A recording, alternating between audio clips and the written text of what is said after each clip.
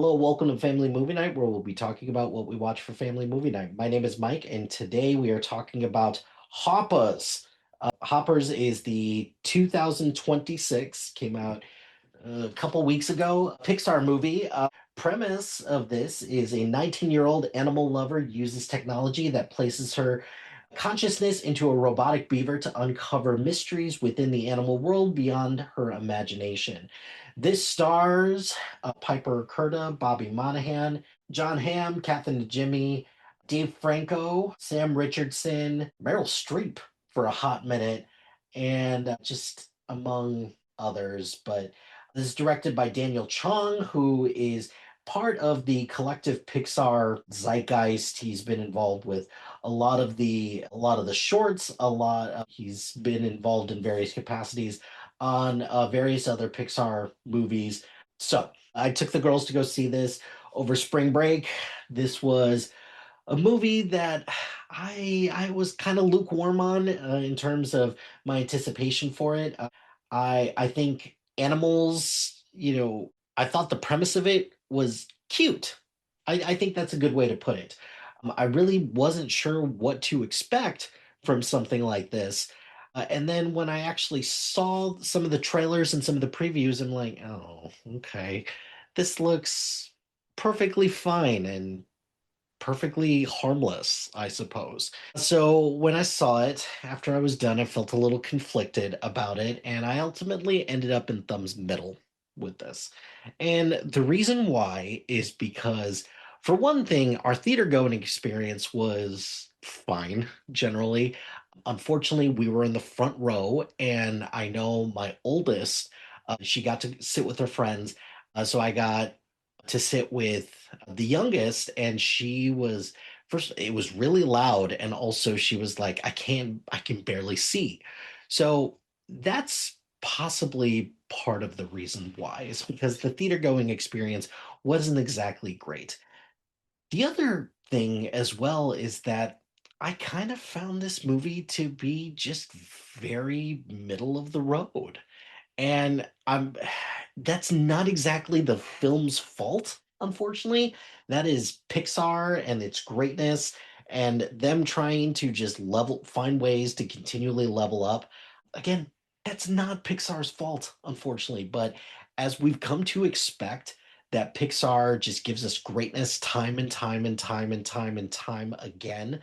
When something like this comes out, it's like this is fine. I think if this would have come out in the early 2010s, I think this would have been maybe better received, but it didn't. It's coming out in 2026 when Pixar, I don't want to say they're in a creative rut because that's definitely not the case. Because they've shown that they can, bring it with their A game, and Disney, unfortunately, is the one that has to be like, well, I don't know about that. So there are quite a few things that I did like about Hoppers. The first being, I thought the animals and their interactions together were quite cute and quite adorable. And I think one of the things that I enjoyed about this is the different dynamics, the pond rules, and the community feel that you get from this. So I did really appreciate that. I think the technology is really interesting, where putting yourself in a animal's shoes, I think that's an interesting concept, and just this whole notion about you don't know what anybody's going through until you experience it through their shoes. I loved the part with the animal kingdoms, or the animal like royalty per se. I really liked that, and I think that if it would have leaned a little bit more into that, I think I would have enjoyed it a little bit more. The whole notion of a community is kind of what makes everything, sing here.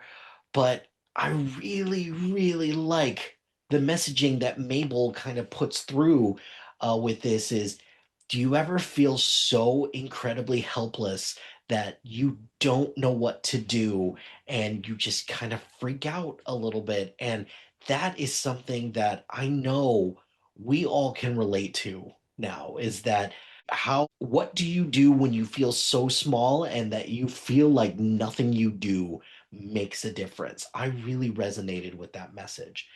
It's too bad that for Mabel in particular, because Mabel is the character that I'm like on the most in this because, and granted, maybe it's because I maybe missed the first like couple minutes of the movie, and I'm hoping that I could either next time I go to the movies and kind of see that and get that additional context. Maybe that opinion will change, but I think the big thing for me is that Mabel as a character just kind of all over the place. And, I think the notion that that punch that I come to expect with Pixar, I was hoping to get it from her, and I didn't. I got it from George, who is the Mammal King, which I was not quite expecting. And that part at the end with them on the rock, I found that to be just so wholesome and adorable, and I loved it. I also think that this movie probably would have been a little bit better received if the Wild Robot hadn't come out a couple of years before and done this 10 million times better about portraying how the animal kingdom, the only way that it can thrive is if it works together, and the understanding that nature has to come into play at some point, but also that animals can thrive together as well. I like Mayor Jerry as a villain was pretty what you'd expect from a Pixar movie, but nothing to sneeze home about. I had fun. I did laugh quite a bit at this, which I always enjoy that with the Pixar movie. There's a couple jokes in here that's like, oh, that's good. I'll get you there. And the music. I quite enjoyed the music. Yeah, so the music's good.